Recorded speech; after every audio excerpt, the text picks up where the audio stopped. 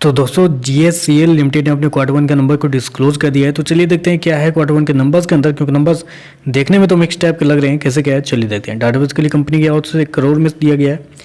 पिछले क्वार्टर में कंपनी ने 1119 करोड़ के आसपास का रेवेन्यू जनरेट किया था ऑपरेशन के थ्रू। पिछले साल 1148 करोड़, अभी देखें तो घट के 1016 करोड़ के आसपास आपको जाता हुआ देखने को मिल रहा है।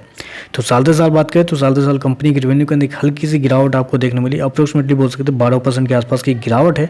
वहीं अगर क्वार्टर जाते हैं तो क्वार्टर कंपनी की रेवेन्यू के अंदर ऑलमोस्ट 10% के आसपास की गिरावट है। तो क्वार्टर साल दर साल कंपनी का जो रेवेन्यू है वो आपको गिरता हुआ देखने को मिल रहा है। खर्चे की बात कर लेते हैं। पिछले क्वार्टर में कंपनी खर्चे 807 करोड़ के आसपास, पिछले साल 820 करोड़, अभी देखें तो कंपनी खर्चे मात्र 751 करोड़ के आसपास है। तो कंपनी के खर्चे देखें तो कंपनी के खर्चे थोड़े से हाई देखने को मिले इस क्वार्टर में कंपेयर टू पिछले साल पिछले क्वार्टर।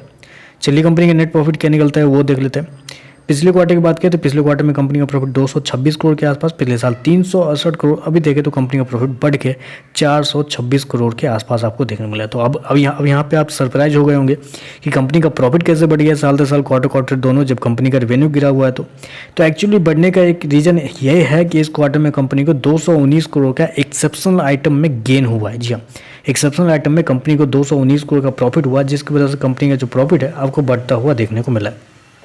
अगर एक्सेप्शनल आइटम से पहले कंपनी का ऑपरेटिंग प्रॉफिट देखें, पिछले क्वार्टर में 333 करोड़, पिछले साल 332 करोड़, अभी देखें तो गिर के 277 करोड़ के आसपास है। तो कंपनी का जो प्रॉफिट है वो आपको गिरता हुआ देखने को मिला है साल दर साल क्वार्टर दोनों, वो भी अप्रोक्सीमेटली बोल सकते हैं 18-19% के आसपास। EPS की बात कर लेते हैं। पिछले क्वार्टर में कंपनी का EPS अप्रोक्सीमेटली बोल सकते हैं 24 रुपये के आसपास था, पिछले साल 38 रुपये, अभी देखें तो 44 रुपये के आसपास है। तो ओवरऑल देखें तो कंपनी का EPS बढ़ता हुआ देखने को मिला है। वो क्यों? क्योंकि EPS बेसिकली कंपनी के नेट प्रॉफिट पर कैलकुलेट किया जाता है, इस वजह से आपको बढ़ता हुआ देखने को मिला है। तो ओवरऑल देखें तो मेरे हिसाब से ये जो नंबर कंपनी दिए थोड़े से मिक्स टाइप के लग रहे हैं, क्योंकि रेवेन्यू नहीं बढ़ना मेरे हिसाब से किसी भी कंपनी के लिए थोड़ा सा प्रॉब्लम होता है, क्योंकि ग्रोथ में रहना है तो आपको रेवेन्यू हर क्वार्टर साल दर साल तो आपको बढ़ाना ही पड़ेगा, तभी आप ग्रोथ में रहेंगे। अगर रेवेन्यू की वजह से कंपनी का जो प्रॉफिट है वो गिरता हुआ देखने को मिला है। एक्सेप्शनल आइटम ने कंपनी के प्रॉफिट को बचाया है, लेकिन एक्सेप्शनल आइटम इस क्वार्टर में अगले क्वार्टर में फिर से नहीं जाएगा तो क्या होगा, फिर कंपनी का प्रॉफिट गिरता हुआ देखने को मिला, शेयर गिर जाएगा।